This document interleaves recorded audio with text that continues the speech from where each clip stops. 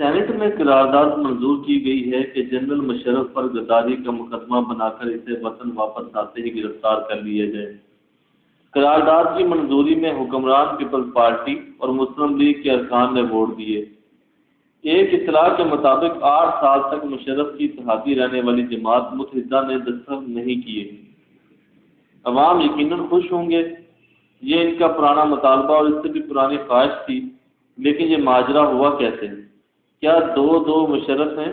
ایک وہ جسے آج سے 4 سال پہلے گارڈ آف آنر دیا گیا تھا، دوسرا وہ غدار ہے لیکن غداری کے مقدمے سے ابھی تک محروم ہے۔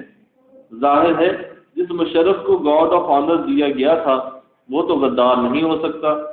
آخر کسی غدار کو گارڈ آف آنر کیسے دیا جا سکتا ہے؟ اور جس مشرف پر غداری کا مقدمہ بنانے کی قرارداد آئی ہے وہ کوئی دوسرا ہے، وہ نہیں ہے جسے گارڈ آف آنر دیا گیا تھا، اس لیے گارڈ آف آنر پانے والا غدار نہیں ہو سکتا۔ مسلم لیگ نے قرارداد کے حق میں ووٹ دیا، تجھے حیران کن نہیں ہے؟ وہ تو مسلسل یہ مطالبہ کرتی رہی ہے، لیکن پیپلز پارٹی نے ووٹ دیا، اس پر ضرور حیرت ہے۔ وہ تو مشرف پر مقدمہ چلانے کے مطالبے کی نہ صرف مخالفت کرتی رہی بلکہ مسلسل اس مطالبے کا مذاق بھی اڑاتی رہی۔ ان 4 برسوں میں تو اس مطالبے کا ذرہ بھی وزن نہیں تھا۔ اب یہ 4تھے سال آخر میں کیا ہو گیا کہ مطالبے میں نہ صرف وزن آ گیا بلکہ قرارداد بھی پاس ہو گئی۔ مشرف غدار تھا تو اس کا ورثہ کیا ہے؟ اس کے سارے ورثے حکومت نے سینے لکھا رکھے ہیں اور ایک ورثے کو اتحادی بنا کر آغوش میں جگہ دے رکھی ہے۔